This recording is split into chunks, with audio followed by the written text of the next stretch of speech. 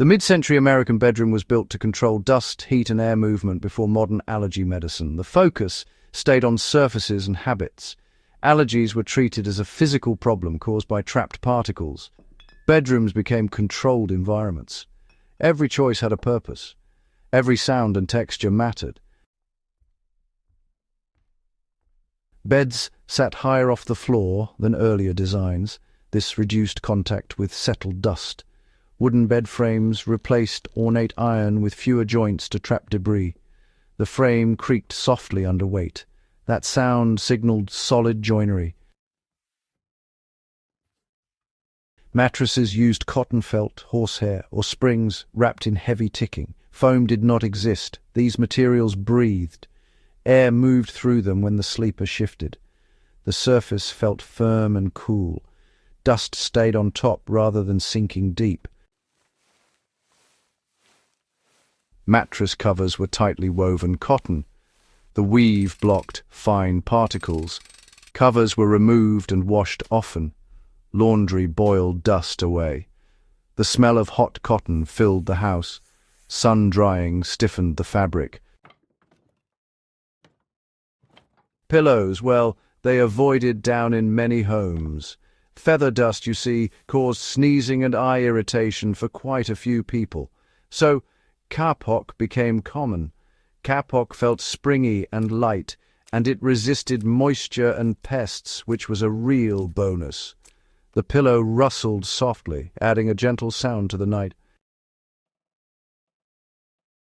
Sheets were honestly just plain cotton percale.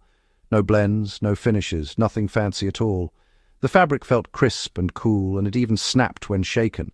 That snap actually knocked loose dust. Sheets were changed weekly, or, even more often during pollen season.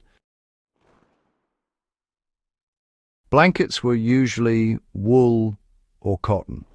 Wool was aired daily, which was important. It absorbed moisture and released it quickly, so allergic reactions dropped when blankets stayed dry. Cotton blankets, meanwhile, replaced heavy quilts in the warm months. Bedspreads were, quite thin. Chenille kind of fell out of favour for allergy-prone households, since that thick pile trapped particles. Smooth spreads, on the other hand, could be shaken clean with ease. The fabric just slid easily across the bed.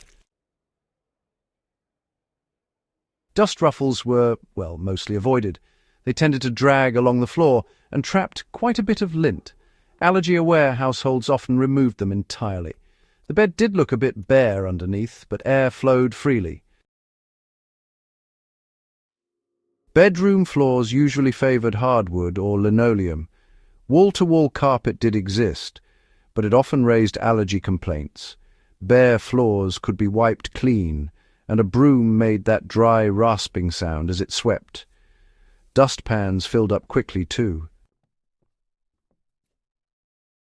Rugs were small and removable. They went outdoors for beating. A rug beater struck with a hollow thump. Clouds lifted and vanished. The rug returned lighter. Walls were painted with oil-based enamel. The surface wiped clean. Wallpaper existed, but peeled and collected dust at seams. Painted walls reflected light. Dust showed clearly and was removed. Windows stayed large and operable. Cross-ventilation mattered.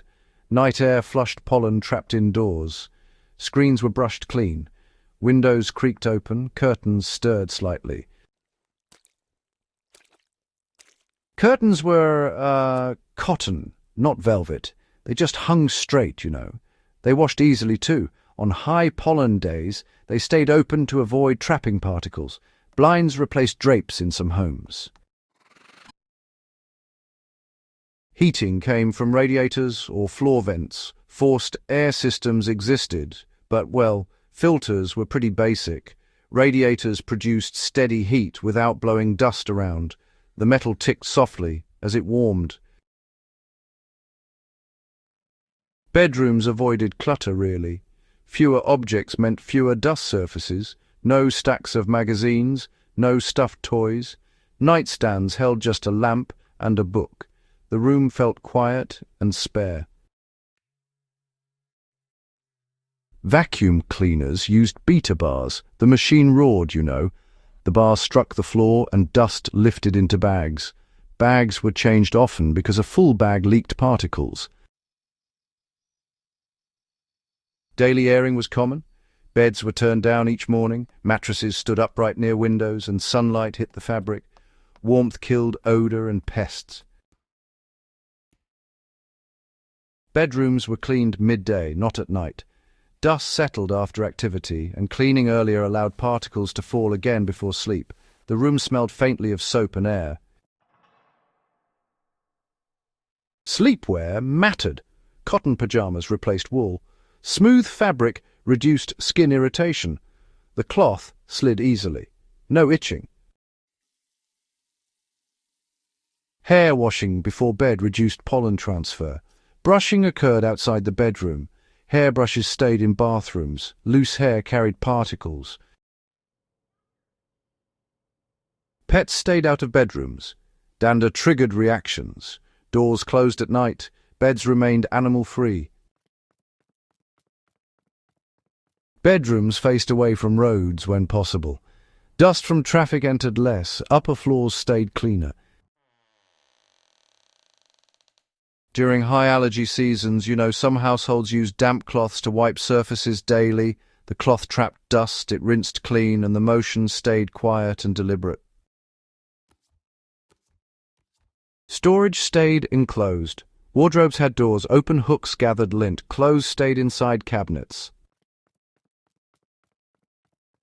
Modern viewers can apply these methods now. Focus on surfaces. Choose breathable materials. Keep rooms sparse. Clean with purpose. Air the space daily. The principles remain sound.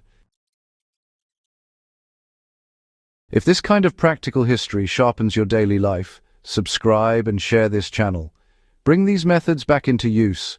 Control the bedroom and sleep improves.